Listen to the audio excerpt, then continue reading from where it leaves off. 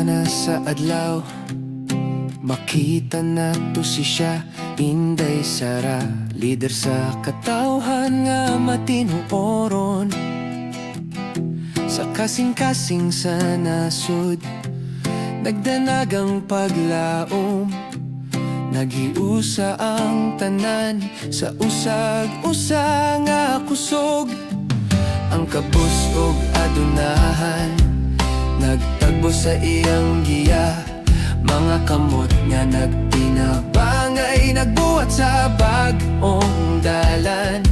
Ang tingog sa katawhan nadungog sa kalibutan. Sa iyang pagdumala walay nawala, tanan na tagaan og lugar. Inday Sara, kusog sa nasud, nagiusa ang tanan, walay mabiyaan. Kalipay ug dungog, giya sa katahan, biyahe sa kaugmaon, magsugod karon. Inday Sara, gabayan kami sa paglambo ug kadungganan. Ang Pilipinas magbarug pag-usab sa imong kasing-kasing nga tinudog malumong. Sa mga baryo ug syudad, iyang kamot nagabot, nagtabang sa kabos, nagdasig sa kabatan-onan. Ang kahimtang sa trabaho, edukasyon ug kalibutan, iyang giayo, gipangayo ang tanan nga molambo. Ang kalibutan nagtan-aw, nakita ang bag-ong Pilipinas, dili lang sa yuta, apan sa dungog ug pagkatawo. Sa iyang liderato walay gibati nga kakulian. Ang nasud nagbarug, puno sa garbo ug paglaom.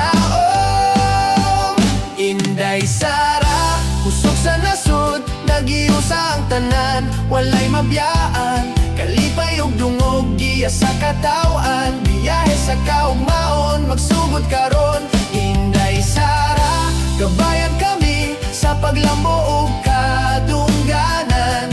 Ang Pilipinas magbarug pag-usab sa imong kasing-kasing nga tinudog malumong. Busa isig katawo, magtinabangay kita sa panaghiusa sa paglambo sa nasud. Sa mga hagit o gunos, dili kita mapildi, kay ang lider nga tinuod, naghatag og paglaom sa tanan.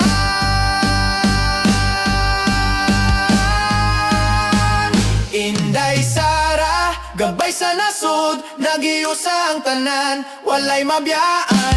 Kalipay ug dungog, giya sa katawan, biyahe sa kaugmaon, magsugod karon. Inday Sara, kusog sa katawan, ang Pilipinas magbarug pag-usab sa imong kasing-kasing nga tinudog malumo.